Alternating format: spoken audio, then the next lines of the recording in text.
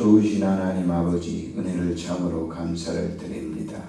거룩한 성일 복 주시는 날 우리에게 주시고 새벽 미명부터 주께 영광 돌리도록 은혜를 베풀어 주셨사오니 감사를 드립니다. 하나님의 아름다운 나라와 뜻이 오늘도 예배 중에 임하게 하시고 우리의 모든 삶을 주께 드리는 귀한 하루가 되도록 은혜 베풀어 주시기를 빌고 원합니다.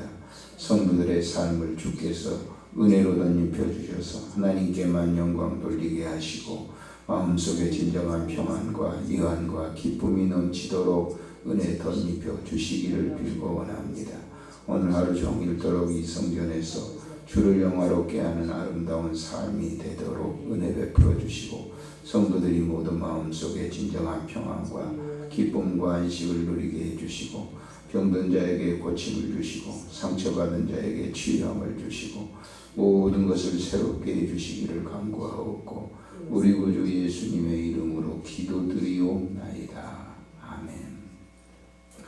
하나님의 말씀 욥기 12장에서 보시겠습니다. 욥기 12장 1절부터 6절까지만 보십니다.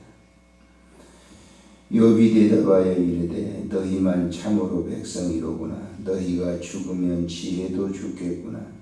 나도 너희같이 생각이 있어 너희만 못하지 아니하니 그 같은 일을 누가 알지 못하겠느냐.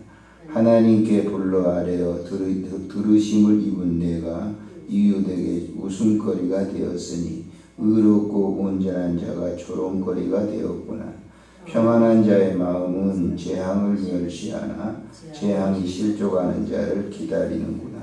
강도의 장막은 형통하고 하나님을 진노하게 하는 자는 평안하니 하나님이 그의 손에 후히 주심이니라. 아멘. 신학교에서 공부를 배울 때 변증학이 있습니다. 이 변증학은 하나님을 변증하는 그런 이 학문인데 우리가 이 욥기서에 보면 이 하나님을 변증하는데 자기의 이 주관적인 그 하나님을 가지고 변증을 할 때 많은 그런 문제들이 야기된다라고 하는 사실을 우리가 볼 수가 있게 되죠.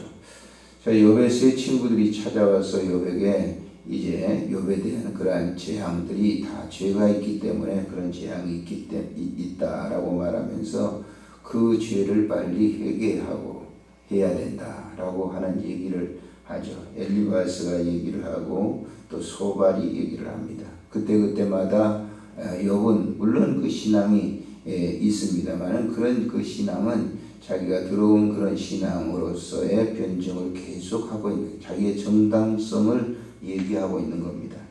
그래서 그 옆에서 듣고 있었던 그 나이가 좀 적은 그 친구들보다 나이가 연소한 소발이라고 하는 사람이 11장에 보니까 이렇게 얘기하죠.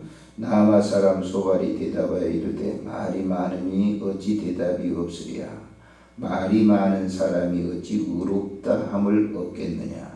내 자랑하는 말이 어떻게 사람으로 잠잠하게 하겠으며 내가 비웃으면 어찌 너를 부끄럽게 할 사람이 없겠느냐.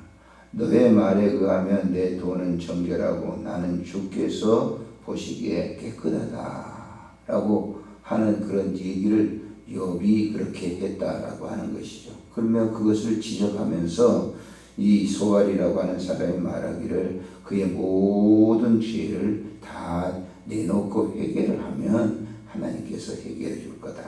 그래서 이 욥을 갖다가 죄가 있기 때문에 우리에게 보여지지 않았지만은 드러나지 않는 죄들 때문에 네가 그렇게 어려움을 당한다라고 얘기를 하죠. 그런 이제 소발의 말에 욥이 지금 이제 대답하여 이릅니다. 근데 이 소발은 그렇게 길게 얘기하지 않거든요.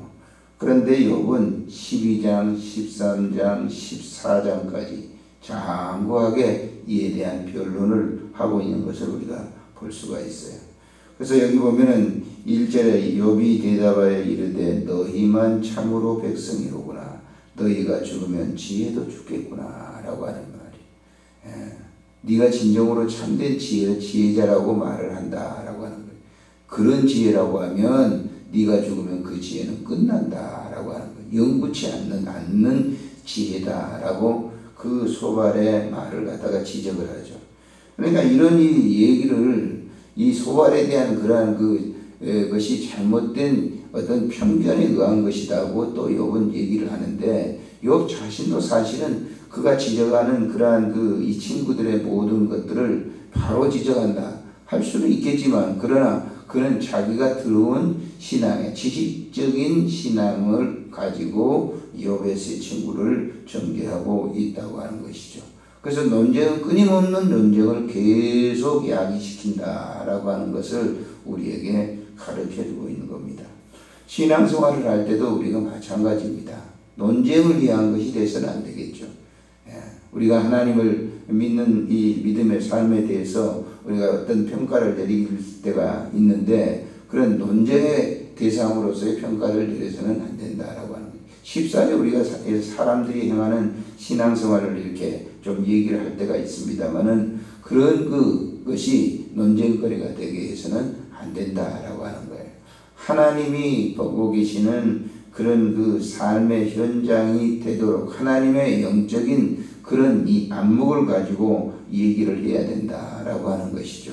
우리가 이 설교라고 하는 것도 논쟁을 일으킬 수 있는 그런 대상의 설교는 들어온 그런 말에, 들어온 지식에 의해서, 가지고 있는 그 삶의 현장에서 체험했던 그 지식에 의해서 얘기를 하게 되면 또 다른 논쟁거리가 될 수밖에 없다라고 하는 그런 것들도 우리가 생각을 해봐야 된다라고 하는 것이죠. 그래서 우리가 가지고 있는 지식이라고 하는 것은 역시 한계적인 것입니다. 그래서 그런 인간적인 그런 지식을 우리가 가지고 이 하나님을 변증한다든지, 어떤 사람을 평가한다든지, 어떤 사람들의 모든 것을 지적한다든지, 이렇게 될 때는 지속적인 그런 논쟁이 끊임없이 이루어진다라고 하는 거예요. 근데 그런 논쟁이 해답을 주느냐? 해답을 주지 못한다라고 하는 것이 욥기서의 지적이게 되죠. 그래서 결국은 그들이 이제 27장까지 계속적인 논쟁을 하다가 욥이 일방적으로 계속적인 자기 얘기를 하게 되죠. 그럴 때 결국은 이제 하나님께서는 이 세 친구들, 이 욥을 위해서 그 친구들 엘리후라고 하는 사람을 보내서 얘기를 합니다만은 그래도 얘기가 안 되는 것이죠. 하나님이 드디어 나타났을 때 문제가 해결됐던 것처럼 우리의 신앙의 삶 속에서도 마찬가지입니다. 하나님이 우리에게 개입이 됐을 때 그런 논쟁 현장은 끝이 나게 되는 것이죠. 그래서 오늘도 우리가 예배를 드리면서 꼭 알아야 될 것은, 하나님을 본질적인 그 하나님이 내게 임재하셔서 주시는 그 은혜 속에 잠겨 예배드리는 하루가 되어야 될 줄로 믿습니다. 존귀하신 우리 하나님 아버지, 은혜를 참으로 감사를 드립니다.